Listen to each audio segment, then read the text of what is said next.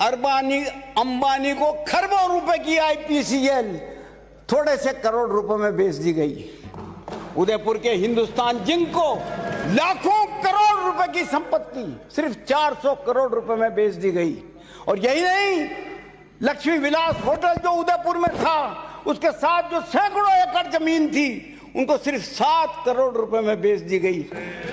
और अब अध्यक्ष महोदय, और अब खेतड़ी के कॉपर प्रोजेक्ट को भी बेचने की तैयारी की जा रही है। अरे यार, ले लो अंबानी से, ले लो अडानी से, लेकिन जनता की संपत्ति को तो मत बेचो।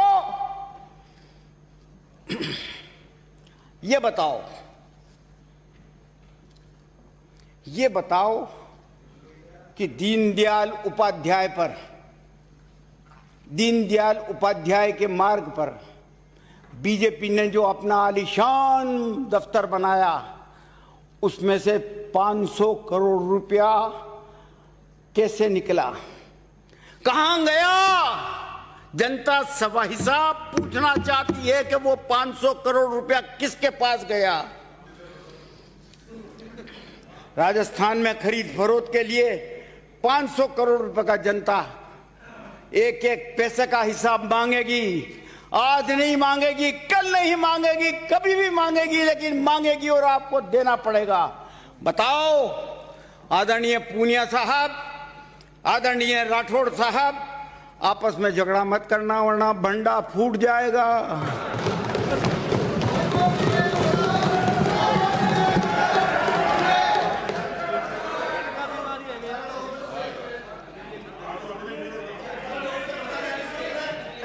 मैं अध्यक्ष महोदय, मैं प्रार्थना करना चाहता हूं, इस समय जो घटनाक्रम हुआ जिसके कारण से आप विश्वास मत लेकर आ रहे हो, कृपा करके पुराना सारा इतिहास अगर खोलोगे तो मैं सोचता हूं न तो आप उस विषय पर पहुंच पाओगे। हमें कोई एतराज नहीं, आप अपनी उपलब्धियां बताओ, लेकिन इन फालतू बातों को उखाड़ करके आप अपने भाषण को निरस्त कर रहे हैं। ये बातें आपके लिए फालतू हो सकती हैं कटारिया साहब, लेकिन जनता में आज चर्चा का सबसे ज्यादा विषय यही है, सबसे ज्यादा विषय यही है। अमित शाह हिसाब मांग करके रहेगा, छोड़ेगा नहीं। इतिहास गवाह है महाराज। अध्यक्ष महोदय, इतिहास गवाह है। देश के गृह मंत्री जी का इस तरह सदन में नाम लेना उचित नहीं है। मेरी मांग है कि एक्सपंज कराइए इससे।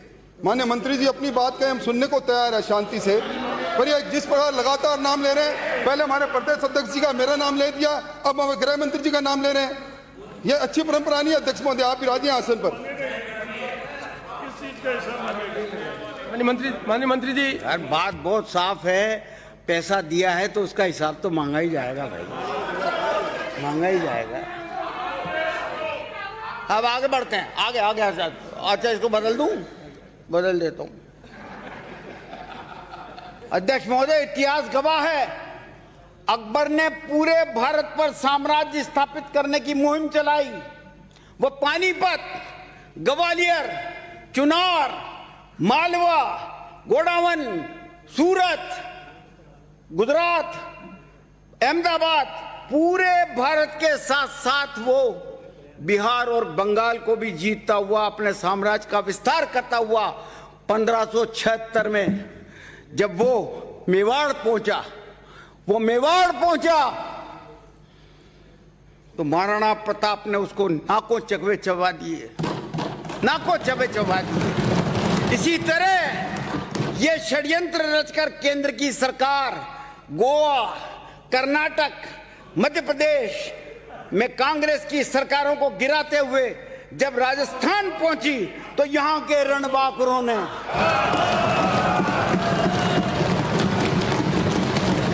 और वीर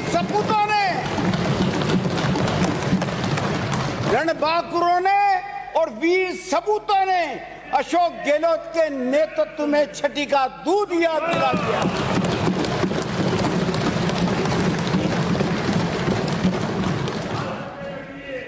ईडी, आईटी सबका दुरुपयोग किया, क्या नतीजा निकला?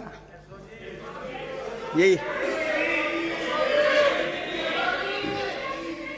सुन लो मेरे विपक्ष के माननीय साथियों, सुन लो, आईटी लाओ, ईडी लाओ, सीबीआई लाओ, सीआरपीएफ लाओ, और इससे भी बड़ी कोई एजेंसी हो तो उसको भी लाओ। सिर्फ फौज ही नहीं ले पाए, फौज को भी बुला लेते हैं। कोई डरने वाला नहीं। चुन चुन कर संवैधानिक संस्थाओं को जिस तरीके से तहस नहस किया गया और धज्जियां उड़ाई गई, और मैं आज दावे से कहता हूं कि अदालत के फैसले पर भी जनता को अब विश्वास कम होता जा रहा है।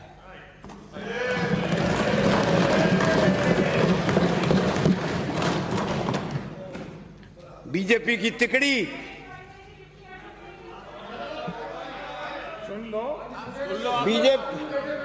बीजेपी की तिकड़ी मुख्यमंत्री बनने का सपना देख रही है।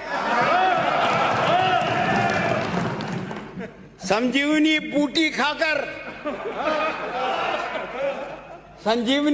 खाकर इथोपिया में हजारों एकड़ जमीन खरीदकर एक नए नेता मुख्यमंत्री बनने का सपना देख रहे हैं। मैडम,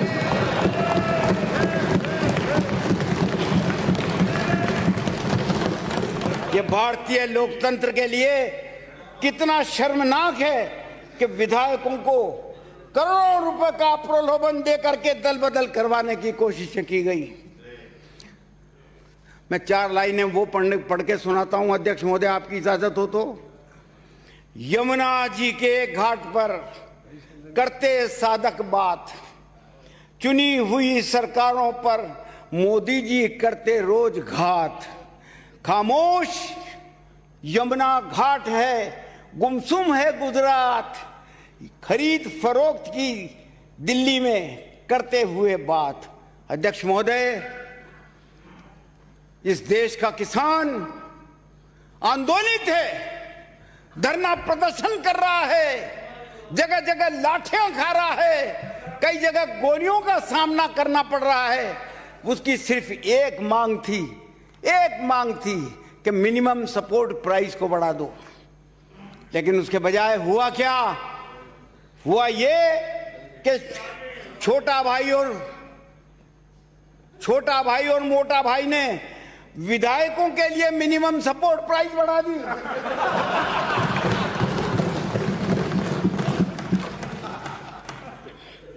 और विधायकों ने जब देखा कि हमारी मिनिमम सपोर्ट प्राइस कितनी है, तो विधायकों ने हाथ जोड़ लिए कि महाराज इतनी बड़ी रकम हम घर पे कहां रखेंगे। पत्नी से पूछा कि क्या करें कि बच्चे बिगड़ जाएंगे घर में इतनी रकम आएगी तो। राजस्थान में सदस्य बैठे बोल रहे। अध्यक्ष महोदय, राजस्थान में न किसी शाह की चली और न किसी तानाशाह की चली। अंग्रेजी में पहले एक शब्द अक्सर चलता रहता है, मोडस ऑपरेंडी। लेकिन अब लोगों ने अब नया शब्द बोलना चालू कर दिया, मोदिस ऑपरेंडी।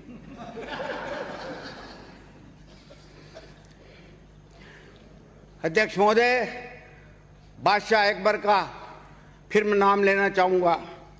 बादशाह अकबर ने मनुष्य की स्वाभाविक भाषा को जानना चाहा। वो छोटा किस्सा है, टाइम ज्यादा नहीं लूंगा साहब।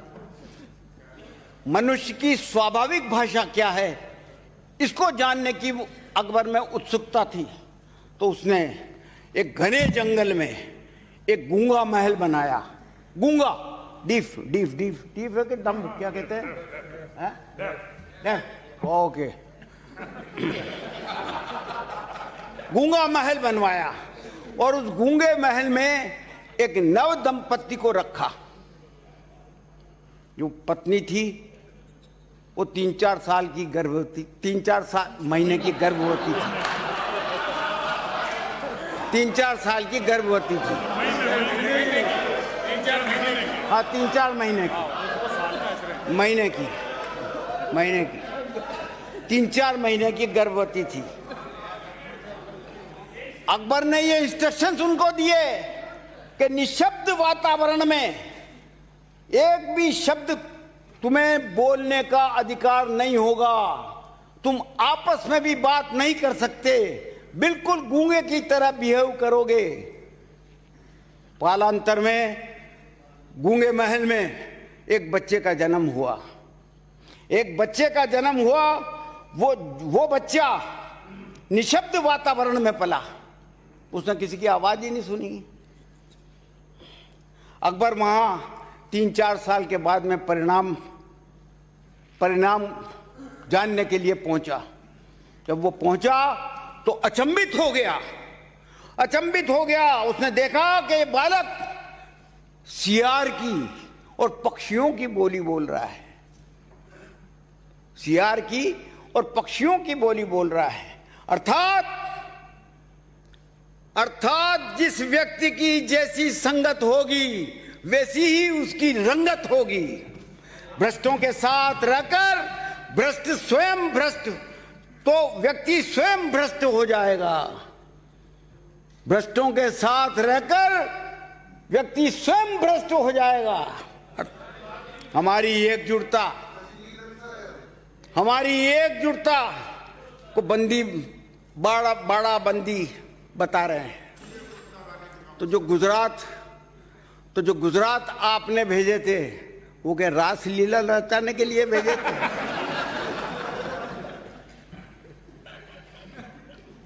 डांडिया खेलने भेजे थे? वो कारण बताओ कि उनमें से 5 आदमी वापस अहमदाबाद प्लेन उतरते ही 5 आदमी राजस्थान में क्यों आ गए? कारण बताओ। बार बार बयान दे रहे हैं हमारे आदरणीय पूनिया साहब और हमारे मित्र और हमारे मेहरबान राठौड़ साहब कि बाड़ा खोल दो और फिर देखो कि कितने पंछी उड़ा करके हम ले जाएंगे। कहा आपने, मना नहीं कर रहे हैं।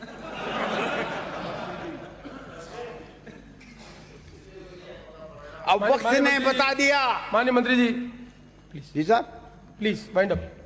मैं 5 मिनट लूंगा साहब, 5 मिनट। दूसरे वक्ता में कभी कर देंगे। हाँ, नहीं मैं 5 मिनट में खत्म कर दूंगा। वक्त ने बता दिया कि तुम्हारे पंछी तो कितने उड़े जिन्होंने तुम्हें अभियान, असल में तो तुम्हारा अभियान जो कमर जो टूटी ये उन्हीं वजह से टूटी।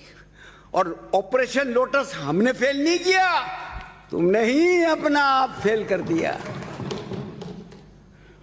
ये वो लोग हैं जो आधी रात को राष्ट्रपति को जगाते हैं, महाराष्ट्र में सरकार बनानी है, दस्तखत करो, राष्ट्रपति शासन हटाओ, जैसे कोई रबर स्टाम्प हो। कोई कैबिनेट मीटिंग नहीं, कोई कैबिनेट का फैसला नहीं।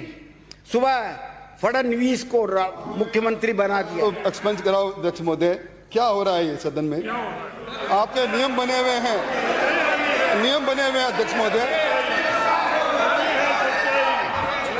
क्या गलत है?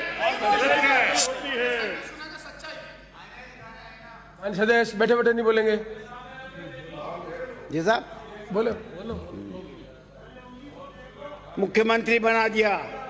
ये षड्यंत्र रचकर कानून और संविधान को ताक में रख करके मोदी जी ने कि काम करने का अपना तरीका बता दिया। जिस दिन फडणवीस की सरकार गिरी उस दिन छोटे भाई और मोटे भाई को इस्तीफा दे देना चाहिए था, पर उनमें नैतिकता कहां थी? क्या उस दिन संविधान की हत्या नहीं हुई थी? और मैं धन्यवाद देना चाहूंगा पूर्व विधानसभा अध्यक्ष श्री कैलाश जी मेघवाल को,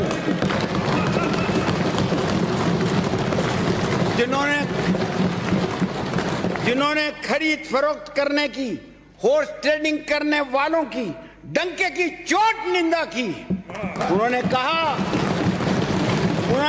कि राजनीतिक दलों में दुश्मनी और एक दूसरे से बदला लेने की स्थिति ठीक को ठीक नहीं कहा जा सकता। अब आपके कौन से नंबर कम होने वाले हैं?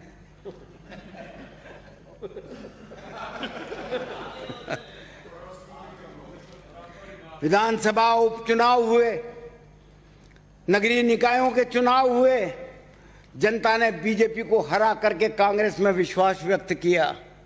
और क्या तरीका होता है विश्वास व्यक्त जनता का लेने का? इसके अलावा कोई तरीका है? अध्यक्ष महोदय, कृष्ण ने अर्जुन से कहा कि तुम यात्रा पे जा रहे हो, रास्ता खतरनाक है, तुम पर हमला हो सकता है। अर्जुन को लगा नहीं, ऐसा नहीं, मुझे किसी की मदद की आवश्यकता नहीं है, क्योंकि मेरे पास गंडीव धनुष है। और कृष्ण उनके आत्मविश्वास को देख करके मुस्कुरा दिए। उन्होंने अपने धनुष का इस्तेमाल किया, अर्जुन ने अपने धनुष का इस्तेमाल किया, लेकिन वो असफल रहे। अंततः अर्जुन ये समझ नहीं पाए कि वो असफल क्यों रहे। कृष्ण बोले कि अर्जुन, देखा, पहला बाण जो तुमने छोड़ा और तुम्हारे दुश्मन समझ गए थे कि तुम पहले जैसे कुशल योद्धा नहीं रहे, तुमने लगातार अभ्यास करना छोड़ दिया। अगर तुम्हारा पहला बाण अच्छा होता तो वो समझते कि तुम अजय हो और वो पीछे हट जाते। दुर्भाग्य से तुमने दोयम दर्जे के लोगों की सलाह ली। कृष्ण ने ऐसे, एक मिनट, तुमने दोयम दर्जे के लोगों की सलाह ली। कृष्ण ने ऐसे शब्द कहे जो आज भी प्रासंगिक हैं, आज भी प्रासंगिक हैं। बीजेपी के मठाधीशों ने राजस्थान में यही किया। दोयम दर्जे के लोगों को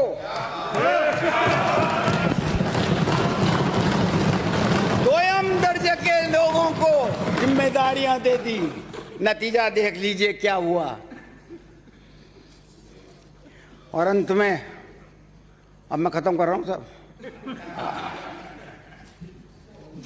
थोड़ा सा टाइम और दो तो कुछ नहीं, मन से